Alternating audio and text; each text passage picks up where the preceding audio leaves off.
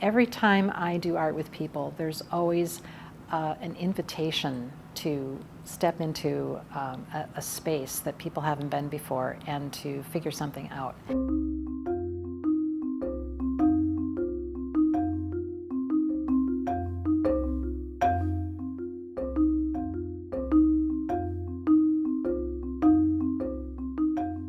Well, I've been an art therapist for many years, and it's something in my life that just sustains me. And I think that the art teacher in me never really went away. I guess I would put it that way, because even though I had some experience working with individuals and enjoyed working with individuals, and a lot of art therapists work individually on one-on-one, I found that that just wasn't as interesting to me. I really liked working with groups. To me, they offer so much more than one person saying, well, tell me about that. It's like if you have a whole group that's trying to figure something out, you've got all these different perspectives and all these different ideas and possibilities. And so I thought that was really interesting.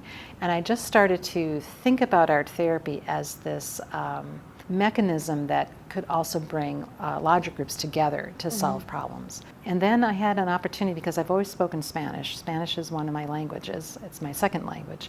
I had an opportunity, I got an invitation to work with a non-government organization in Nicaragua. And through a couple of connections, they found out about me, and they said, could you come and help us figure out how to bring art into our work. So can you tell me in more detail and like what this looks like? It just sounds like such a huge task. Like, did you have a specific issue you were trying to address, or something you were trying to see change? It's all driven by the community. I mean, that's the first thing to say, is that I'm not coming in with a set of solutions to a problem, or even knowing what the problem is.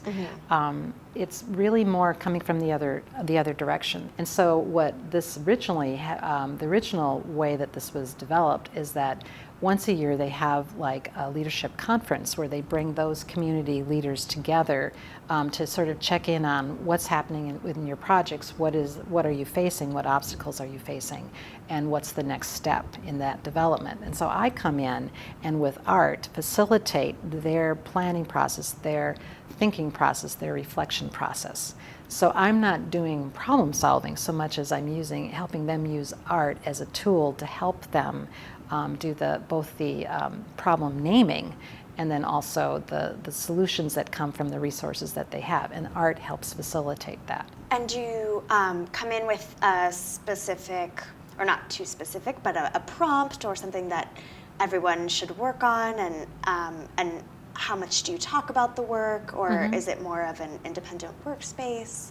One of the things that we discovered is that people were using some very similar imagery to describe experiences.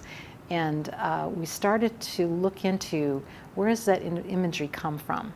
So we did some exploration around that and started to describe this as Nicaraguan archetypes, that these are archetypal forms that Nicaraguans seem to share as part of their visual vocabulary. They really developed some very interesting metaphors for communicating and working through community problems using visual imagery. But what I find so interesting about that, it's not my imagery, it's not coming from my culture, it's not coming from the United States, it's not even coming from a Western psychotherapy kind of orientation. It's literally coming from grassroots and from the culture there. Yes. And do you work with communities in the U.S. as well? What I've been trying to do with this information, I've been trying to bring what I've learned in Nicaragua back to the United States in a way that might help communities in the United States. So I have been involved in conversations around that, and also with in our training program as well, bringing in, so how is it that we can think about community and community development through models that we may not be using here in the United States that might be very effective.